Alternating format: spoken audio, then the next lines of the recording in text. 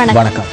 இணைந்திருப்பது இலங்கையின் முதல்தர செய்தி வழங்குகிற நியூஸ் ஃபர்ஸ்டின் இரவு 8 மணி பிரதான செய்தி அறிக்கையுடன் கொழும்பில் அமைந்துள்ள நியூஸ் ஃபர்ஸ்டின் பிரதான கலையகத்திலிருந்து உங்களை சந்திக்கும் நான் ஜூடின் சிங்கர். வணக்கம். வணக்கம் ஜூடின். உடனுக்குடன் செய்திகளை வழங்கி வரும் நியூஸ் ஃபர்ஸ்டின் பிரதான செய்தி அறிக்கையுடன் நான் அருணீரேஷ் அருளானந்தம்.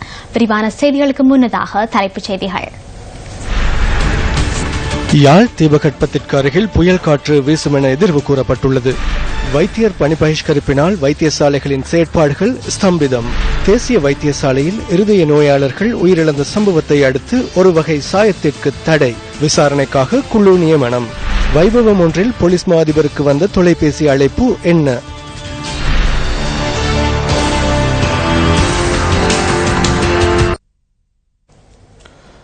வரவு செலவு திட்டத்தில் முன்வைக்கப்பட்டுள்ள சில யோசனைகளுக்கு எதிர்ப்பு தெரிவித்து அரச வைத்திய அதிகாரிகள் சங்கம் இன்று நாடளாவிய ரீதியில் பணி பகிஷ்கரிப்பில் ஈடுபட்டுள்ளது.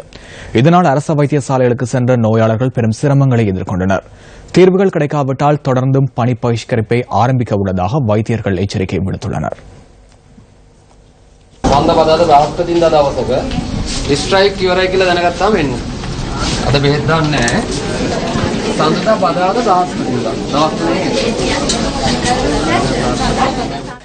இன்று அதிகாலை முதல் அரசு வைத்தியசாலைகளுக்கு சிகிச்சைகளுக்காக சென்ற நோயாளர்கள் நீண்ட வரிசையில் காத்திருந்து மீண்டும் திரும்பிச் சென்றனர். இன்று காலை 8 மணிக்கு ஆரம்பமான 24 மணித்தியால அடையாள பணி பகிஷ்கரிப்பு காரணமாக தேசிய வைத்தியசாலையின் பல பிரிவுகளின் செயற்பாடுகள் ஸ்தம்பிதமடைந்தன. මෙවලම් කරන ස්ට්‍රයික් වලට මිනිස්සු තමයි මේ දුක් විඳින්නේ. දැන් හිත ඉඳලා මට ඉන්සුලින් නැතුව මැරෙන්නයි වෙන්නේ. ඒකට මේ දොස්තරලා එනවාද මට මගේ ගෑණිටයි ළමයින්ටයි කන්න දෙන්න. දොස්තරලාත් එකයි දේශපාලනඥයොත් එකයි සේරම එකයි. පිටිපිටි ඉඳලා මං ආවේ රෑ 10ට ආවේ. ඇස් දෙකම පේන්නේ නැහැ. තනියෙම ආවේ. කාත් කවුරු ඇත්තෙත් නැහැ. தேசிய வைத்தியசாலை உள்ளிட்ட அரசு வைத்தியசாலைகளில் அவசர சிகிச்சை பிரிவு செயற்பட்டதுடன் புற்றுநோய் வைத்தியசாலையில் சிகிச்சைகள் இடம்பெற்றன.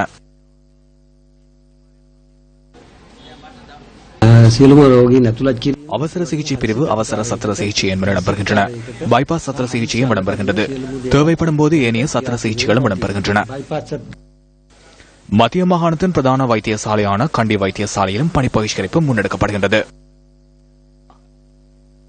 கராப்பிட்டிய வைத்தியசாலையின் புற்றுநோய் பிரிவு, சிறுவர் மற்றும் சிறுநீரக சிகிச்சை பிரிவின் செயற்பாடுகள் வழமை போன்று இடம்பெறுவதாக எமது செய்தியாளர்கள் தெரிவித்தனர்.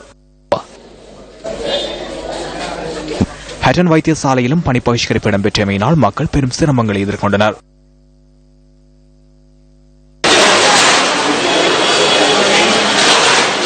யாழ் போதனா வைத்தியசாலையின் வைத்தியர்களும் இன்றைய பணி பகிஷ்கரிப்பிற்கு ஒத்துழைப்பை வழங்கினர்.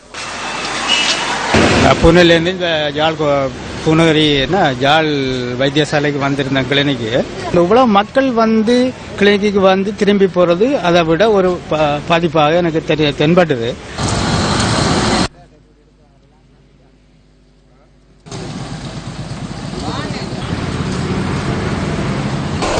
பள்ளிக்கூடத்தை எங்கட் பண்ணி பிள்ளைய கூட்டி கொண்டு வந்த நாங்கள். ஆனா இந்த கிளினிக் நடக்கையில வந்து கேட்டதுக்கு என்ன நடக்குதுன்னு தங்களுக்கே தெரியாதான்.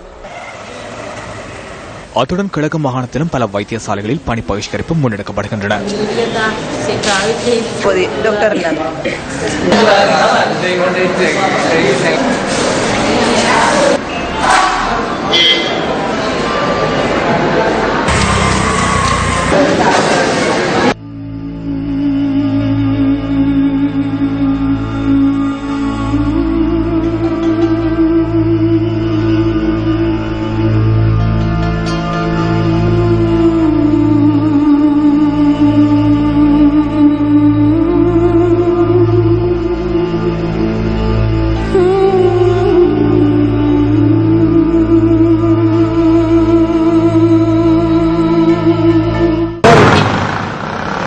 ஓய்வூதிய கொடுப்பனவு குறைப்பு, சுகாதார காப்புறுதி மற்றும் புகையிலை நிறுவனங்களில் இருந்து புகையிலையை தடுப்பிற்கு பணம் பெற்றுக் கொள்ளல் உள்ளிட்ட 9 விடயங்களை அடிப்படையாக வைத்து அரச வைத்திய அதிகாரிகள் சங்கம் இந்த பணி பகிஷ்கரிப்பை முன்னெடுத்துள்ளது.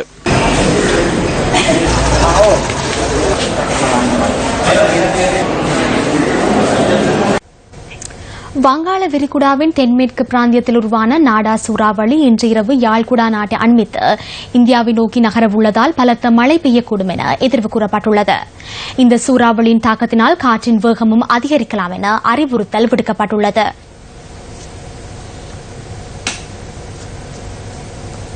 திருகோணமலையிலிருந்து 480 கிலோமீட்டர் தொலைவில் வங்காள விரிகுடாவின் தென்மேற்கு பிராந்தியத்தில் நிலை கொண்டிருந்த தாளமுக்கம் சூறாவளியாக வலுவடைந்துள்ளதாக வளிமண்டலவியல் திணைக்களம் அறிவித்துள்ளது. அடுத்த 12 மணித்தியாலங்களில் சூறாவளி வலுப்பெற்று வடமேல் திசையில் யாழ் குடாநாட்டை அண்மித்து நகர்வதற்கான சாத்தியம் உள்ளதாக எதிர்வு கூறப்பட்டுள்ளது. இதன் விளைவாக டிசம்பர் மாதம் 2ஆம் தேதி வரை வடக்கு, கிழக்கு மற்றும் வடமத்திய மாகாணங்களில் கடும் மழை பெய்வதற்கான சாத்தியம் உள்ளதாக அறிவிக்கப்பட்டுள்ளது.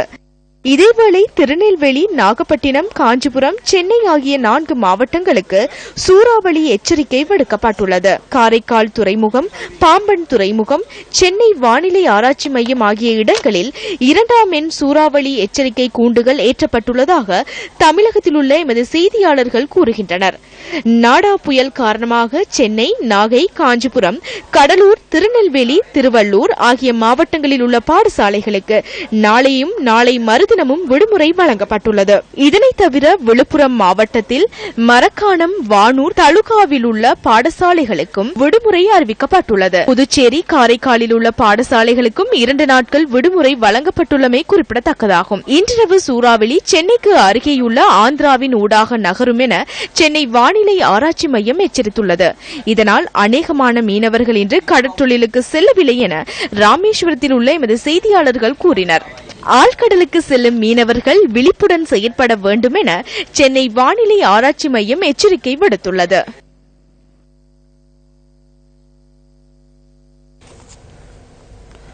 இன்றைய பாராளுமன்ற அமர்வில் தெரிவிக்கப்பட்ட கருத்துகள் சில அடுத்து. நமது நாட்டின் பல்வேறு துறைகள் சார்ந்த வளர்ச்சிகளிலும் பங்களிக்க வேண்டிய எமது மக்களில் லட்சக்கணக்கானோர் கடந்த கால யுத்தம், இன ரீதியிலான மோதல்கள் மற்றும் தொழில் வாய்ப்புகள் காரணமாக இன்று புலம்பெயர்ந்து வெளிநாடுகளில் வாழ்ந்து வருகின்ற நிலையில் இரட்ட குடியுரிமை அவர்களுக்கு வழங்கப்பட வேண்டும் என்பதும், நமது நாட்டைச் சேர்ந்த மூவின மக்கள் பல்வேறு நாடுகளில் பரந்த அளவில் வாழ்ந்து வருகின்ற நிலையில் அவர்களுக்கு வாக்களிப்பதற்கான ஏற்பாடுகள் மேற்கொள்ளப்பட வேண்டும். நாம் தமிழ்நாட்டுடனான உறவை வளர்த்துக் கொள்வதே மிகவும் அத்தியாவசியமான விடயமாகும்.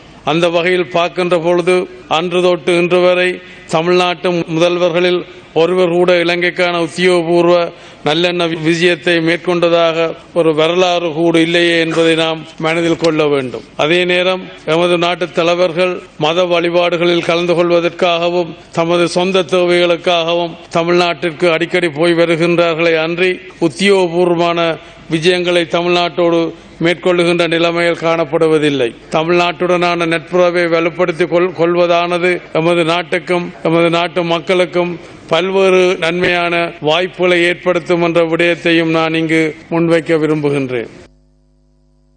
நாட்டிலிருந்து கொரியா செல்கின்றவர்கள் கிட்டத்தட்ட 2,50,000 ரூபாய் வரையிலான மாதாந்த சம்பளத்தையும் இந்த நாட்டில் இருந்து கொரியாவுக்கு சென்றவர்கள் உழைக்கின்ற நிலையை பார்க்கக்கூடியதாக இருக்கின்றது. 2015ஆம் ஆண்டு இந்த நாட்டிலிருந்து கொரியாவுக்கு அனுப்பப்பட்டவர்கள் 5007 பேர். கிழக்கு மாகாணத்தில் இருந்து மட்டக்களப்பிலிருந்து 3 பேர், அம்பாறையிலிருந்து 35 பேர், திருகோணமலையிலிருந்து 14 பேர். இதிலும் எத்தனை தமிழ் பேசுகின்றவர்கள், தமிழர்கள், முஸ்லிம்கள் உள்ளடக்கப்படுகிறார்கள் என்பது அங்கு ஒரு கேள்வியாக இருக்கிறது.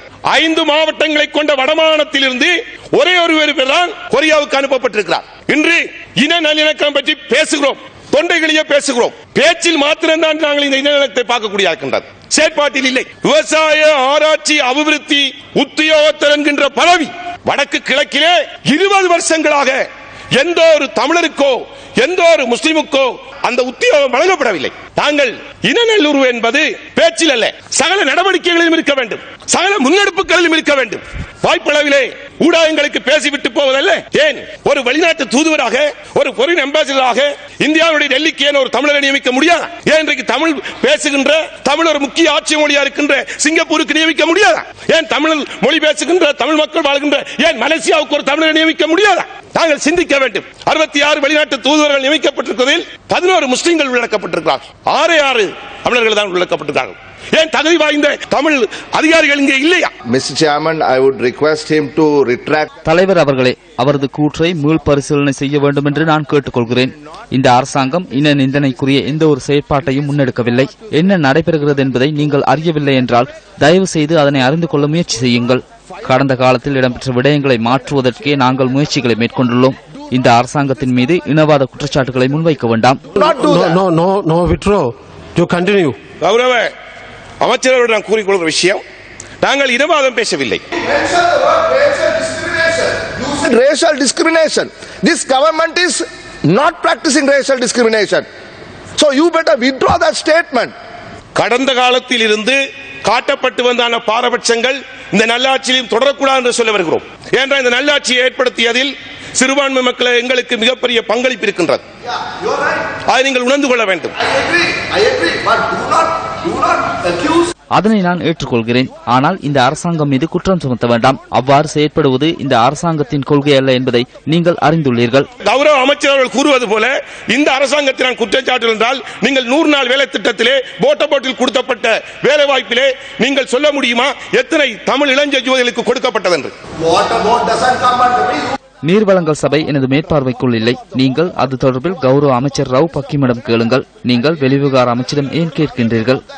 அது தொடர்பாக நாங்கள் கேட்டிருக்கின்றோம். அதுக்கான பதில் கடந்த 2015ஆம் ஆண்டு வரவு செலவு திட்டத்தில் குறித்த அமைச்சர் அவர்களிடம் கேட்டதுக்கு இன்னும் சரியான பதில் கிடைக்கவில்லை. இந்த நாட்டிலே இருக்கின்ற அமைச்சர்கள் ஊருக்கு அமைச்சர் அல்ல, அவர் குறிப்பிட்ட இனத்துக்கு அமைச்சர் அல்ல, குறிப்பிட்ட சமூகத்துக்கு அமைச்சர் அல்ல.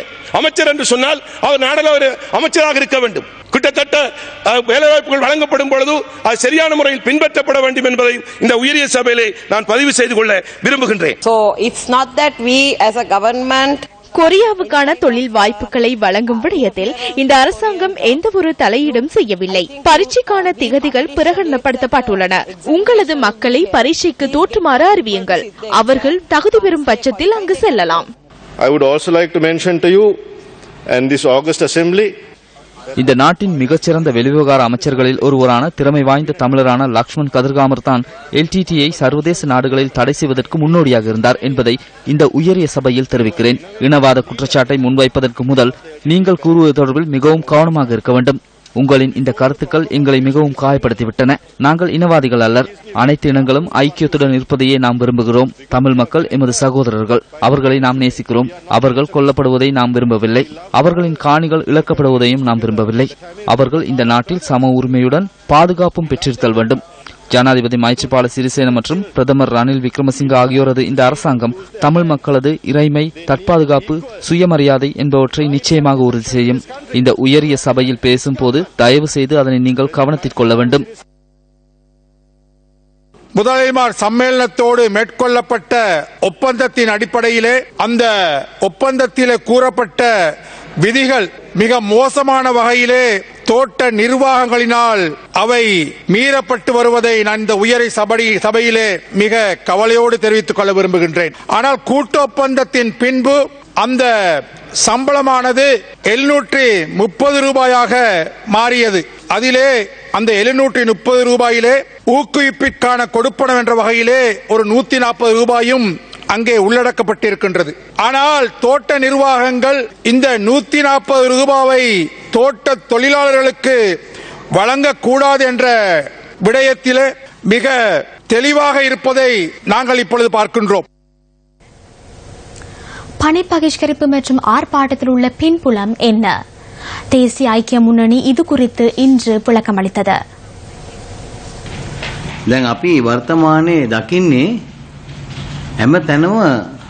தற்போது அனைத்து பகுதிகளிலும் ஆர்ப்பாட்டங்கள் முன்னெடுக்கப்படுகின்றன. மக்களும் எங்கேயும் செல்லக்கூடிய நிலை இல்லை. ஜனவரி 8ஆம் தேதி கிடைத்த சுதந்திரத்தை தற்போது முறையற்ற விதத்தில் பயன்படுத்த ஆரம்பித்துள்ளனர். இதில் சூழ்ச்சி ஒன்று இருக்கிறது என்பதை நாம் தொடர்ந்தும் கூறி வருகின்றோம். வீதிகளில் முன்னெடுக்கப்படும் ஆர்ப்பாட்டங்களுக்கும் உதயகமன்பில மஹிந்த ராஜபக்ச ஆகியோரின் நாடகங்களுக்கும் இந்த அரசாங்கமே பொறுப்பு கூற வேண்டும். திருட்டுகளில் ஈடுபட்ட அனைவரையும் கைது செய்வதாக கூறியிருந்தனர். தற்போது என்ன நடக்கிறது? கைது செய்யப்பட்டுள்ளனர். எனினும் யாரை கைது செய்துள்ளனர்? இதனை விடவும் திருட்டுகளில் ஈடுபட்டவர்களை கைது செய்து துபாய், சீசெல்ஸ் ஆகிய நாடுகளில் உள்ள பணத்தை நாட்டுக்கு கொண்டு வந்து வெளிநாடுகளில் உள்ள வீடுகள் அனைத்தையும் விற்பனை செய்தால் வரியை நீக்க முடியும் என கூறியவர்கள் தற்போது எங்கு இருக்கின்றனர்? 1,47,000 ரூபாய் வாகனத்தை பயன்படுத்தியவர்கள் ஒவ்வொரு நாளும் சிறைக்கு செல்கின்றனர். எனினும் பாரிய அளவிலான கொள்ளையில் ஈடுபட்டவர்களை அரசாங்கம் மூடி மறைக்கின்றது. இந்த அரசாங்கத்துக்கும் ராஜபக்ச குடும்பத்துக்கும் உள்ள கொடுக்கல் வாங்கல் என்ன?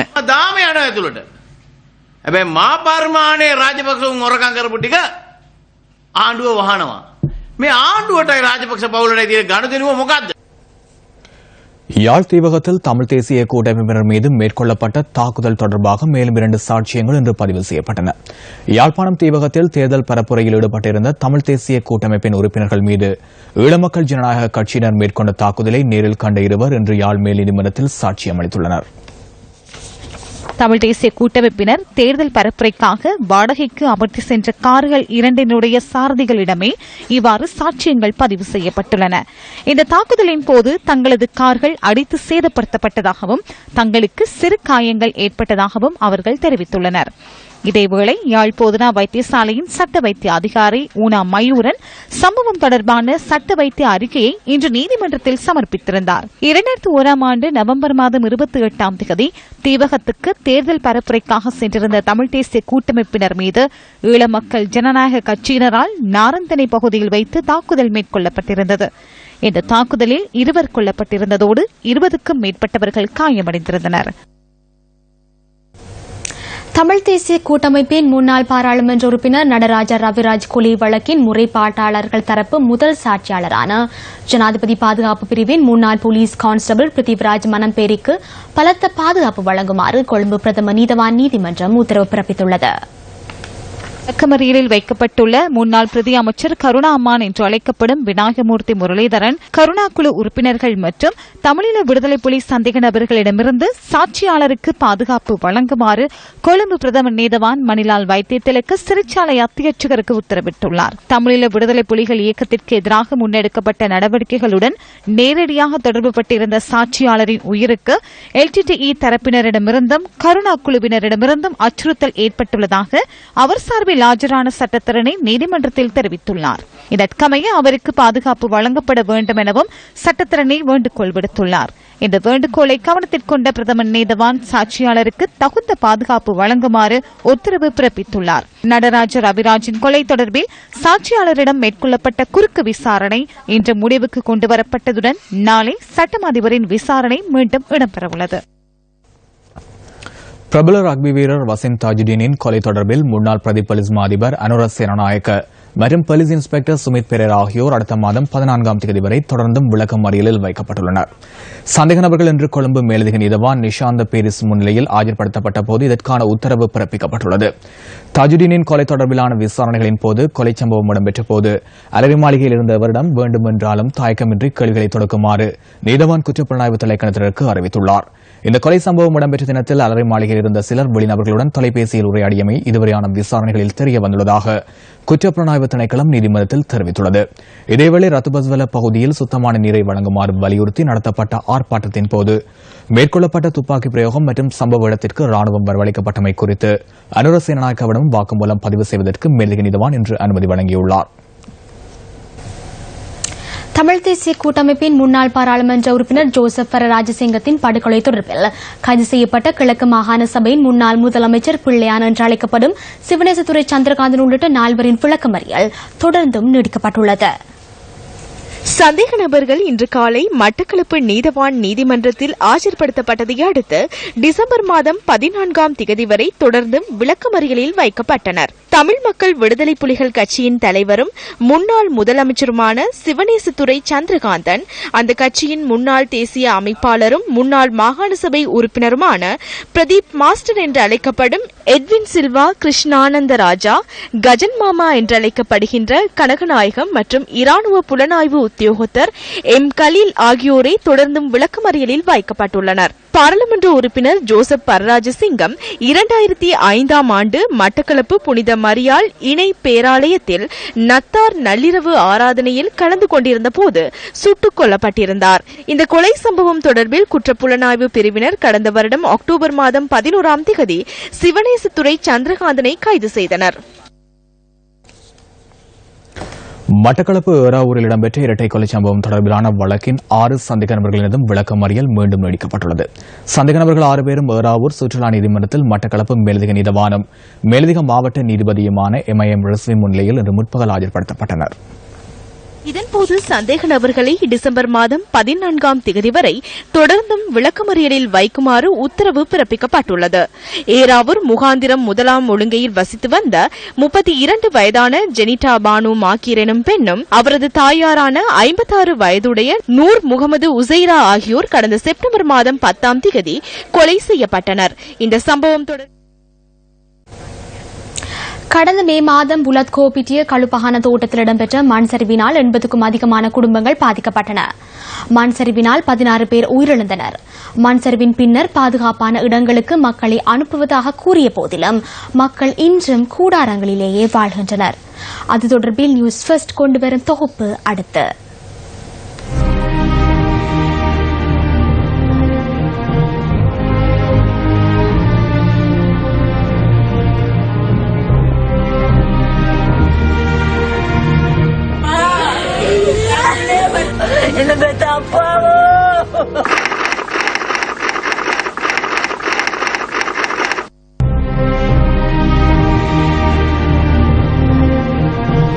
ஆறு மாதங்களின் பின்னர் இன்று கழுப்பான தோட்டம் இவ்வாறு காட்சியளிக்கின்றது.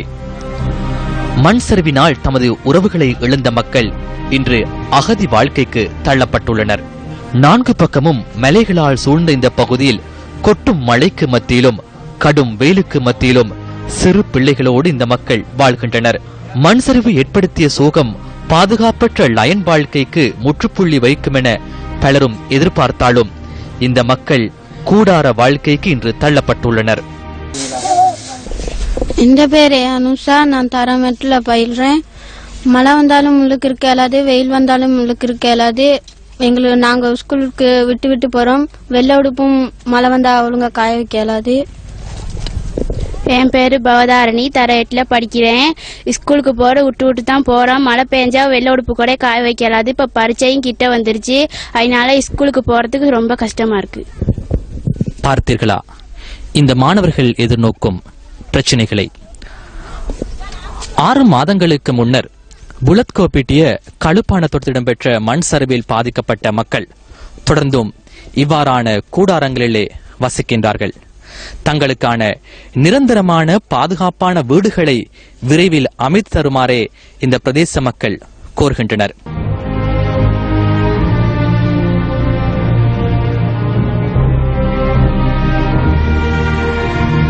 அனுஷா மற்றும் பவதாரணி தன்னுடைய தங்கையுடன் இந்த கூடாரத்தில் வாழ்கின்றனர். குடும்ப சுமை தாங்க முடியாமல் இவர்களின் தாய் வெளிநாடு சென்றுள்ள நிலையில் தந்தை மற்றும் பாட்டியின் அரவணைப்பில் இவர்கள் வாழ்கின்றனர். பாடசாலைக்கு ஏனைய மாணவர்களை தங்களின் வீட்டிலிருந்து பெற்றோர் மகிழ்ச்சியுடன் அனுப்பி வைக்கும் நிலையில் இந்த மாணவர்கள் காலையிலேயே எழுந்து எவ்வித வசதியுமற்ற கூடாரத்திலிருந்தே பாடசாலைக்கு செல்கின்றனர். பாடசாலைக்கு சப்பாத்துக்கு பதிலாக செருப்பினை அணிந்து கொண்டு செல்லும் காட்சி எமது கேமராவில் பதிவானது.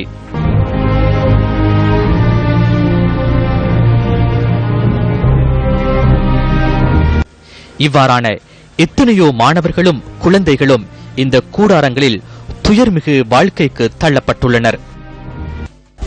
திடீர்னு பெரிய மழையெல்லாம் வந்துட்டா நாங்கள் மேலே போயிட்டு தான் இருக்கோம். எங்கள் வீட்டு கூடாரத்தில் இருக்க அல்லாது காற்றெல்லாம் அடித்தா கூடாரம்லாம் அப்படியே இதெல்லாம் பறக்கிற மாதிரி வருது. இந்த 6 மாசமா நாங்கள் அந்த கூடாரத்தில் தான் இருக்கிறோம். அதனால எங்கள் பிள்ளைகளை எங்களை வச்சுக்கிட்டு 3 பிள்ளைங்க ஸ்கூலுக்கு போகிறாங்க. பெரிய பெரிய பிள்ளைங்கள் இருக்கு, சின்ன பிள்ளைங்கள் இருக்கு. எங்களுக்கு ராய்க்கெல்லாம் இருக்க சரி பயமாக தான் இருக்கு இந்த கூடாரத்தில். நாங்கள் இன்னும் வீடு வசதி இல்லாமல் நாங்கள் மிக கஷ்டத்தில் இருக்கிறோம். கடந்த 6 மாத காலமாக அகதி வாழ்க்கை வாழும் கழுப்பகான மக்களுக்கு சில வீடுகளை அமைப்பதற்கான நிர்மாண பணிகள் தற்போது ஆரம்பிக்கப்பட்டுள்ளன. வீடுகளை நிர்மாணித்து விரைவில் தமக்கு வழங்க வேண்டும் என்பதே இந்த மக்களின் கோரிக்கையாகும். இதன் மூலம் உறவுகளை இழந்து பல மாதங்கள் கூடாரத்தில் வாழ்ந்த மக்களின் சோகம் ஓரளவு தணியும் என்பது எமது எதிர்பார்ப்பாகும். நியூஸ் ஃபர்ஸ்ட் செய்திகளுக்காக ரியாஸ் ஹாரிஸ்.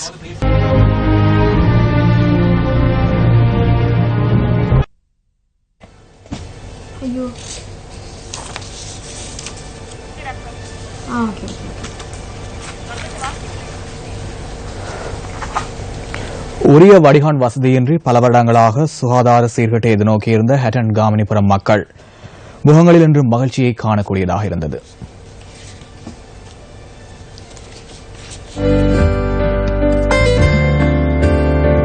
உரிய வடிகான் வசதியின்மையால் மழைக்காலங்களில் வீடுகள் வெள்ளத்தில் மூழ்குவதுடன் மக்கள் தமது அன்றாட வாழ்வியலை முன்னெடுப்பதில் பல்வேறு இன்னல்களை எதிர்நோக்கியிருந்தனர். மக்கள் சக்தி இல்லங்கள் தோறும் திட்டத்தினூடாக இந்த பிரச்சினை தொடர்பில் அறிந்து கொண்ட நியூஸ் ஃபர்ஸ்ட் குழாத்தினர் மக்கள் சக்தி 100 நாட்கள் திட்டத்தினூடாக அந்த மக்களுக்கு தேர்வினை வழங்கியுள்ளனர். மக்களோடு இணைந்து மக்களுக்காகவே பொது பயணம் படைத்திடுவோம். அனைவரும்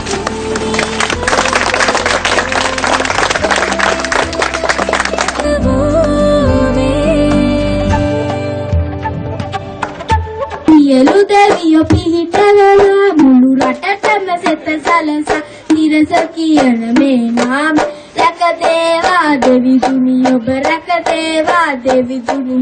இந்த திட்ட அங்குரார்ப்பணத்திற்கு வருகை தந்திருந்த நியூஸ் ஃபர்ஸ்ட் குழாத்தினருக்கு அமோக வரவேற்பு அளிக்கப்பட்டது. சக்தி தரும் மக்கள் வெற்றி தரும் அதிசய சக்தி மக்கள் சக்தி. Pearl of the Indian Ocean என்று அழைக்கப்படுவதுமான நமது தாய் நாடான அழகான இலங்கையில் வாழும் மக்களுக்கு அத்தியாவசிய தேவைகளான குடிநீர் வசதி அமைப்பது, வடிகால்கள் அமைத்துக் கொடுப்பது, வீதிகளை சீர்திருத்தி அமைப்பது, நூல் நிலையங்கள் அமைப்பது போன்ற சில அத்தியாவசிய அபிவிருத்தி வேலைகளை மகாராஜா கூட்டு நிறுவனத்தின் சிரச சக்தி நிறுவனங்களின் செய்தி பிரிவான நியூஸ் ஃபர்ஸ்ட் தொடக்கி வைத்து கம்மத்த மக்கள் சக்தி என்ற 100 நாள் திட்டத்தில் பல அமைப்புகள் பூரணமடைந்துள்ளன. ஆனால் இன்று இங்கு வடிகால் அமைப்பு திட்டம் தொடக்கி வைத்து அது பூரணப்படுத்தி வைத்து அதை தொடங்குவதற்காக நாங்கள் எல்லோரும் கூடியிருக்கின்றோம். இன்றைய தினத்திற்கான 8 மணி பிரதான செய்தி அறிக்கை நிறைவுக்கு வருகின்றது. வணக்கம்.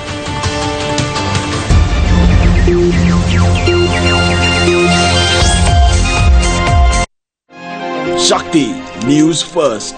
ಪ್ರಧಾನ ಅನುಸರಣೆ